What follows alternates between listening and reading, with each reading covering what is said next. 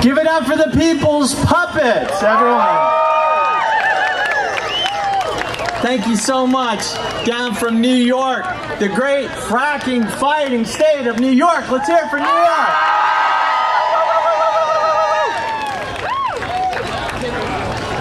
Thank you again for coming. My name is Mike Tidwell. I am director of the Chesapeake Climate Action Network. Couple of housekeeping points again. There's water. I'm here today with my family because we are the #1 affected family in our area, in Cove Point. We live directly across the street from Dominion Power, and I wanted to share our story. We have lived in our home for 7 years. We are a family of 5, and we live directly across the street from Dominion Cove Point. This is where my daughter, now 9, learned to ride a bike. This is where my children have received their most precious Christmas gifts.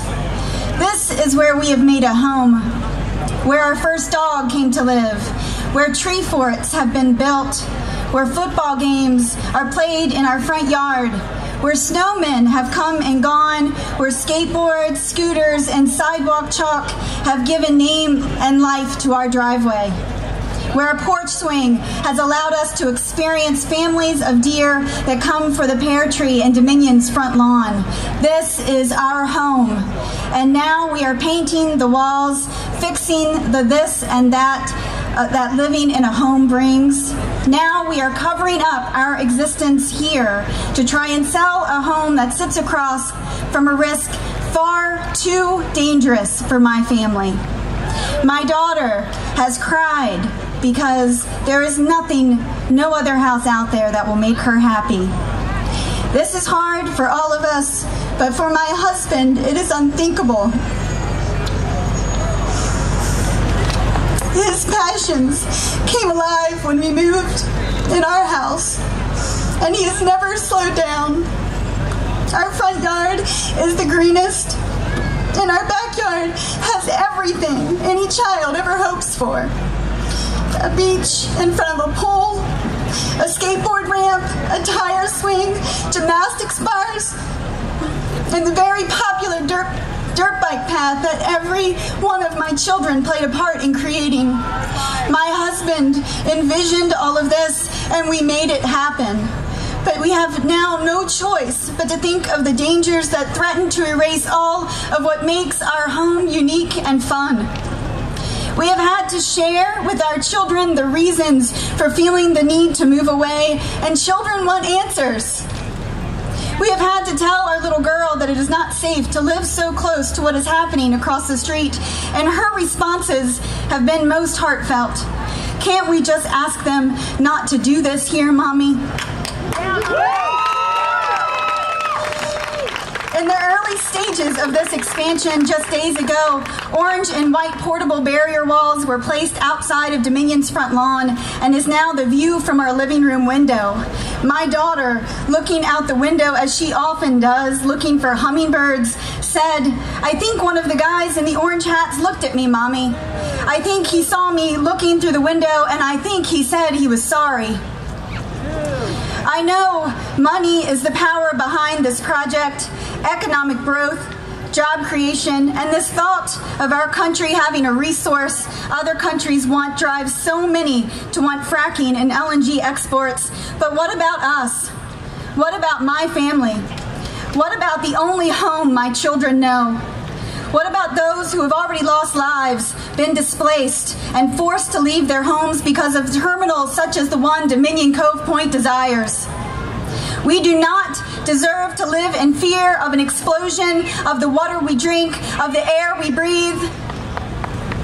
FERC and President Obama, hear my family, hear my children, and hear all the others living so close to this. Feel our worry. Know that it is real. Know that we are coming to you not for a fight. We are coming to you looking for compassion.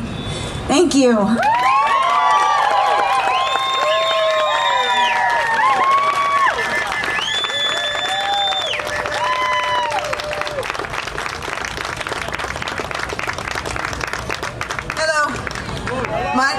My name is Cherri Foytlin. I'm from Rayne, Louisiana. I'm a mother of 6 great, beautiful children. I'm a little befuddled and beside myself. I got in just about an hour ago because it took me about 6 hours to make a 1.5-hour journey to to the closest airport because of a phosphoric acid spill in the Atchafalaya Basin. It's crazy, right? Don't worry about it though, because they sprayed it off right into the largest natural swamp in North America. That's the problem. There's really no way to transport this stuff, to produce this stuff without the possibility of having some kind of accident, some sort of issue. There will be pollution if Cove Point goes through. I can guarantee it. I live in what you call a sacrifice zone in South Louisiana, and we call it that because of climate change. The islands there are sinking off into the ocean, and because the oil companies have made canals, people who have lived there for thousands of years do not have a culture and are having to move hundreds of miles up and inland. Climate change is very real where I live. Where I live, the BP disaster, the oil still invades our shores. There's a 27-acre sinkhole from bad mining practices, from brine mining that's used in fracking. Where I live, they build schools on Superfund sites. Where I live in St. Tammany Parish, where they're fighting for their aquifers from fracking, if they put a billboard up, they pull an empty tanker in front of it and they leave it there so people can't see and be educated about what fracking is doing to their communities. Where I am, grandmothers who are chemists are shot at in their homes for standing up against the oil industry. Bricks are thrown through your windows. You are pulled out of public hearings in handcuffs, thrown into the street, and threatened with charges of felonies on the federal level just for listening to the possible health issues from the oil companies. Where I live, there's immense poverty, and they use that in order to sell us on a system that is literally eating us alive and chewing us up and spitting us at the feet of a few rich people.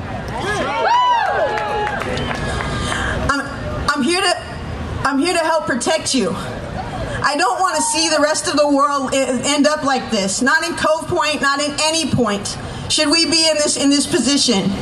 It's time for President Obama to step up and do something to make the changes that we hope that he would. Our politicians tell us about jobs, but they don't tell us about the 72 trillion gallons of water and the 360 gallons of chemicals that are used in existing fracking wells right now. They have proprietary issues. They won't tell us what's in. I have trains running through. My little boy's kindergarten is 2 blocks on the other side of, and I don't know what is in those trains, and they won't tell our fire and rescue workers. So if something did happen where I couldn't get to my little boy, I wouldn't even know what chemicals were in those trains. This industry is exempt from the Safe Drinking Water Act. Thank you, Dick Cheney.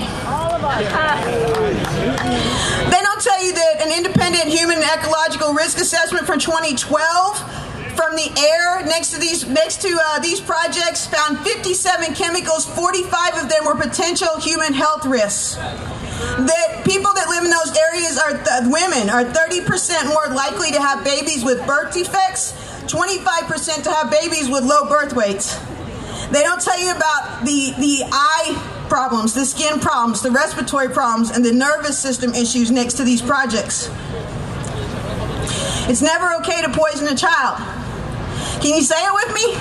It's never okay to poison a child. Not for money, not for jobs, not for security, not for infrastructure, not for comfort. It is never okay to poison a child. See, that's the thing, is they want to talk about projects and money, but this is about life. It's about all of our lives. This is a moral and spiritual fight, and we need all people of good conscience to stand up, to rise up against the taking of our democracy, the taking of our children, the taking of our air, and the dirtying of our water. And I know the stats that I gave you are scary stuff, but they work in the realm of fear. They say that if we don't have this as an economy base, that we will not survive. They actually think that there's no jobs on a clean and healthy planet. It's crazy. It's never okay to poison a child. We have to start making decisions that are not based on fear, but based in reality of where we are. We have to liberate ourselves from the lies that they feed us. It's never okay to poison a child.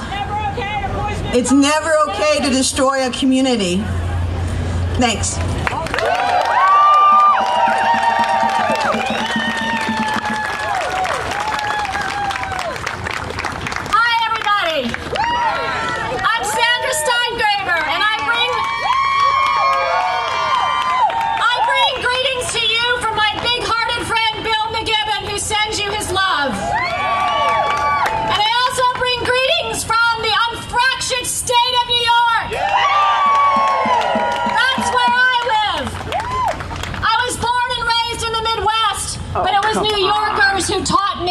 fight. And we New Yorkers against fracking pledge our support, our assistance, and our solidarity with our brothers and sisters in Maryland who are fighting the LNG terminal in Cove Point. Our destinies are intertwined.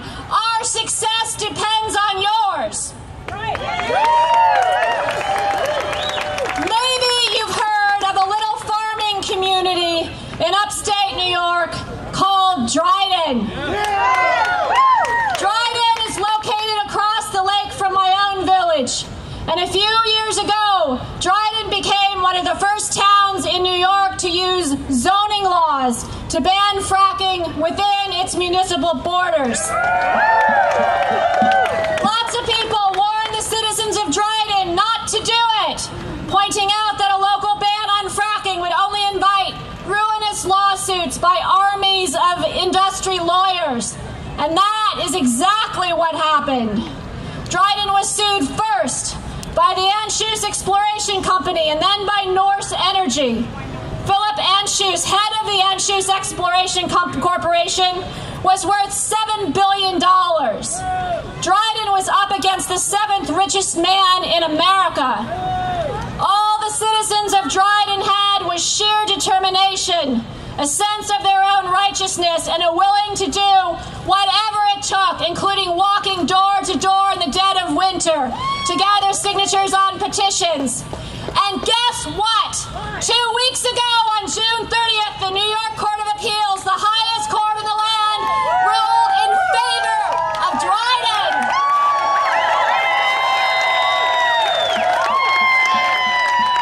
The court upheld their right to use zoning laws to ban fracking and control their own economic destiny. Dryden beat Goliath. Dryden beat Goliath with a slingshot made out of a zoning ordinance, and so set a precedent that is now reverberating around the world. I spent the 4th of July at a victory party with the members of the Dryden Resource Awareness Council. And you know what the conquering heroes talked about at the potluck dinner? The tomatoes in their gardens, their grandchildren, recipes for blackberry jam, and their arthritic knees and hips. Did you catch that? The people of Dryden brought the world's largest industry to their knees. They have arthritic knees. But they are motivated by love. Love for the place where they live and love for the people who come after them. They feel a responsibility to protect what they love because that's what love means. Now let me tell you about another small community in New York State. It's called Rossville, and it's located on Staten Island. When you go to Rossville, the first thing you see are 2 hulking, 10 stories tall tanks. They cast a shadow over the whole community. They are 40 years old, and they are empty. They have always been empty. They are rusting, and birds now fly in and out of them. They were built to hold LNG, but they were never filled with LNG. Why? Because the actions of a community group in Rossville called Bring Legal Action to Stop Tanks. The acronym is BLAST. BLAST worked for 13 years to close those tanks down. They ignored the counsel of those who said it couldn't be done, that the tanks were already built, that of course they would be filled with LNG, that it was all inevitable. They ignored the idea that you could not fight the Federal Energy Regulatory Commission. In the end, they also won. Among the leaders of that community group were Gene Cosgriff and his wife Edwina. Their house was located right next to one of these tanks. They knew that they would be instantly vaporized if an explosion occurred there. So why didn't they just move?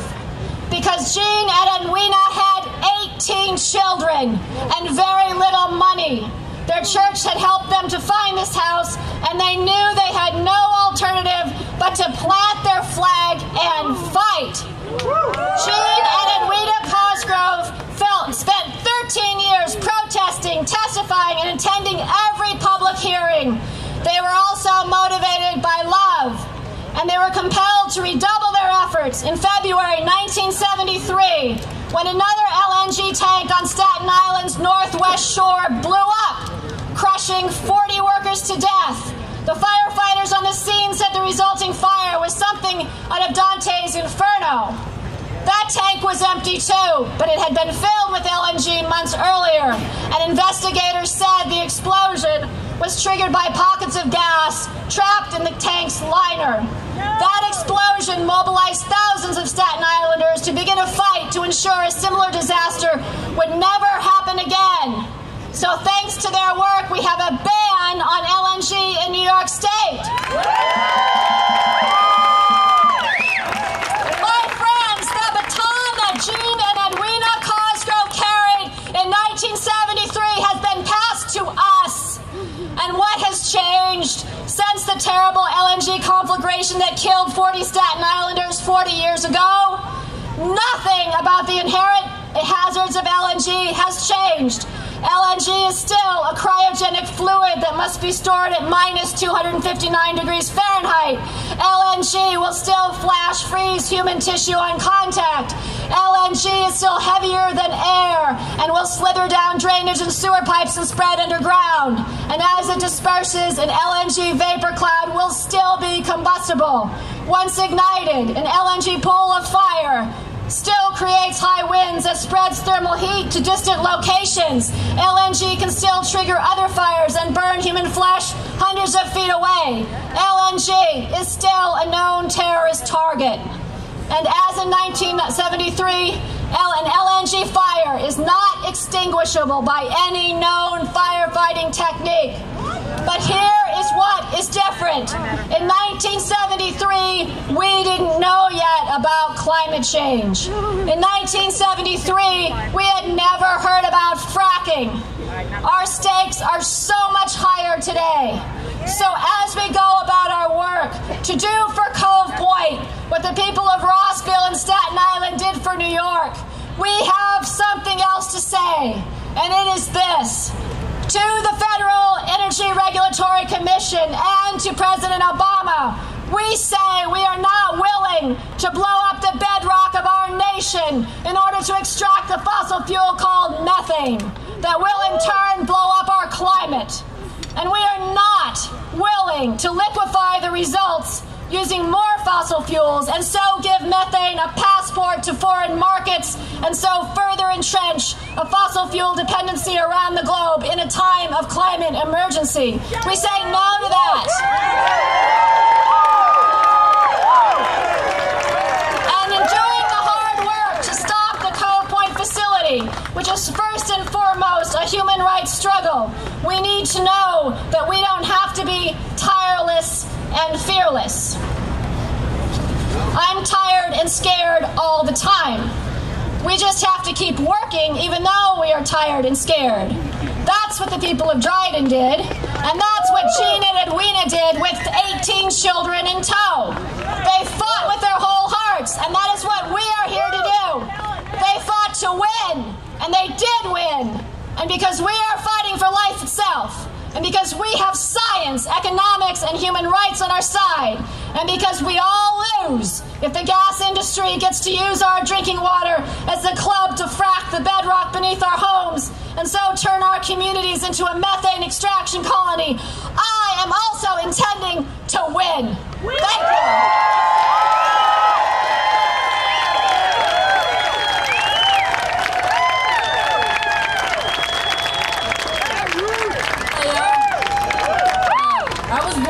Maryland, but growing up, I never really had a strong sense of place.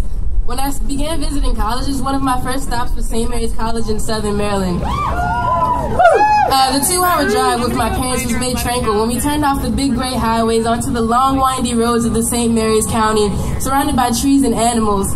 When we reached Route 5 around the bend, I fell in love. The college was right on the St. Mary's River, and it was the most beautiful thing I'd ever seen. I had discovered a part of the natural world and wanted to do all I could to protect it. It had become a part of me. I learned about how this beautiful natural world that I had just come to know was being destroyed at an astonishing rate by human greed. I knew that big corporations addicted to profit had to be stopped.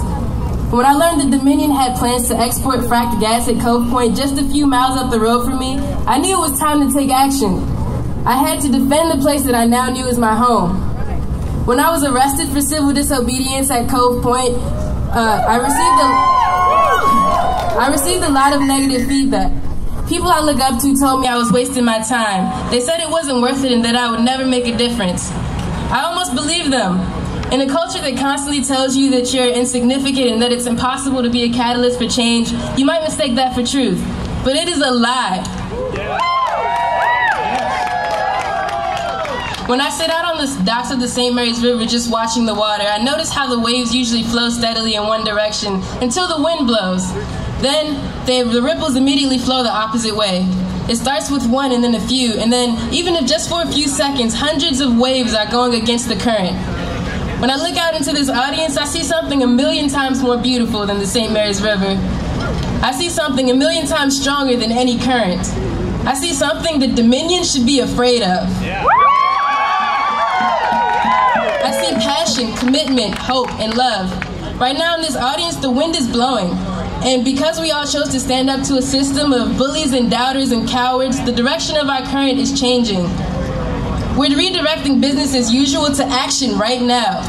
We're demanding justice. We're going to stop Cove Point, and we're going to do so much more. So when people ask me what my motivation is, and when they ask me what it is that makes me crazy enough to commit so much time and energy, I tell them it's you all. Y'all are my inspiration. Thousands of people believing in something, and thousands of people not afraid to show that they believe in something. You let me know that I'm not alone in this fight, and that none of us are alone in this fight. Let's stop fracked gas exports together. Thank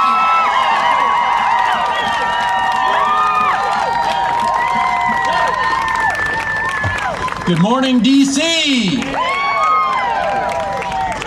Hello, my name is Craig Stevens. I'm a 46-year native resident of California, 5th-generation New Yorker, and 6th-generation landowner in Silver Lake Township, Pennsylvania. I'm here today on my 54th birthday, and I can't think of a better way to celebrate it than standing here with all of you against the Cove Point, Maryland LNG export facility. I'm truly honored to be standing here with my friends and fellow energy freedom fighters. That would be you guys out there.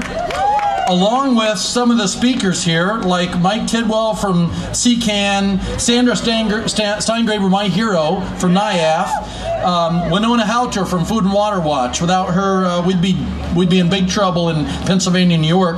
Tim DeChristopher's here. The guy went to federal prison for 21 months for us, folks. I had the privilege and honor of hosting at my home and neighborhood on my come and see it, come and drink it, and come and breathe it tours. My new friends, Bobby Kennedy Jr., Mark Ruffalo, Sean Lennon, Yoko Ono, Susan Sarandon, Arun Gandhi, that would be the grandson of Gandhi, folks, a worldwide peace activist himself. And Gandhi said, Earth provides enough for every man's need, but not every man's greed. And that's what we're facing here, folks. This is all about greed. I'm here to talk to you about what is on the other end of the LNG terminal and the pretty blue flame that you see here. In 2000, let's see here. I've lived now at my 182-year ancestral property since January of 2010, and I've witnessed it being turned into a third world extraction colony. Far too many of my neighbors now live with a plastic water tank where their water wells used to produce clean water, many of them for multiple generations. That's my neighbors from Demick, Ray Kimball's water right there. Gas industry and elected officials say they didn't do it, and it was bad already. My neighbor Ray Kimball, who I don't know if is here yet, but he'll be here today, his water went bad along with 31 other families in Demick over 5.5 years ago. Lenox, Pennsylvania, 8 miles south of there, went bad 5 years ago. Franklin Forks, 2.5 miles from my house, 4 families' water went bad 2.5 years ago. And my water last year. Our governor and Pennsylvania Department of Environmental Protection were caught hiding over 1,000 cases of water contamination due to gas drilling activity, only because they were sued by the Scranton Times-Tribune for refusing to do a right-to-know demand. And the DEP lost in December of 2012 and were forced to release these documents that I have here year, over 1,000 cases of water contamination, proven contamination from gas drilling activity. The NPR State Impact did a story 3 weeks ago. 2 former Department of Health employees came forward saying they systematically hung up the phone on hundreds, if not thousands of people calling with nosebleeds, headaches, breathing difficulties, you name it. They were ignoring us. 2 weeks ago, the internal emails came out proving it. And just yesterday, the former Pennsylvania Department of Health Secretary Avila came forward and said this has been an embarrassment for the governor and his cabinet by covering up the pleas for help from his own constituents. We also found out, coincidentally, that the state has closed 26 Department of Health offices in PA in the last 2.5 years, including 17 in heavy drilled counties. Aldous Huxley said, "Facts do not cease to exist because they are ignored." And Einstein said the definition of insanity is doing the same thing over and over again and expecting different results. Arun Gandhi, after touring our neighborhood, said that this is rape of Mother Earth and violence against the earth and its inhabitants. Even though we had 60 countries send their public TV crews to our area and film for 1-hour programs showing the pros and cons, they resulted in 16 of those countries passing bans or moratoriums. Yes, that one. President Obama, if you can hear me, most of the people in this audience, you got fired up and ready to go 6 years ago. Well, we're all here, Mr. President, ready to move forward towards a renewable, sustainable energy future, not backwards by drilling millions of more holes in the ground, squeezing every last drop of dinosaur juice, that my kids call it, out of the ground. That is our parents' and grandparents' energy, not ours. Where is the John Kennedy of today who said right here in 1961 that we were going to send a man to the moon and back before the end of the 60s? Well, it happened, but he didn't live to see it. But that speech set it all in motion. I would say let's go to the sun, wind, and tide for energy, not because it is easy, because it is hard. We must assemble the peace avengers, Gandhi, Kennedy, Ono Lenin, MLK3, and the Dalai Lama, and turn this into what it really needs to become, the largest civil rights and human rights movement the world has ever seen. As a child of the 60s, I watched the women's rights, gay rights, civil rights, anti-war, and environmental movements grow and flourish. I will stand with my friends against this tyranny of property theft, eminent domain, and air and water contamination as we seek true energy independence by making our own. Will you stand with me and to save our children and keep this from killing everybody? Thank you very much for being here. Thank you, everybody. We got some music, a couple more speakers, and we're going to start exercising our legs. Remember, there are postcards being circulated through the crowd, a postcard petition to President Obama telling him to cut it out on LNG exports. If you're a volunteer, raise your hand. You got the postcards circulating around. If you haven't signed one, look for one. You can sign this giant postcard right here with your name. And Food and Water Watch also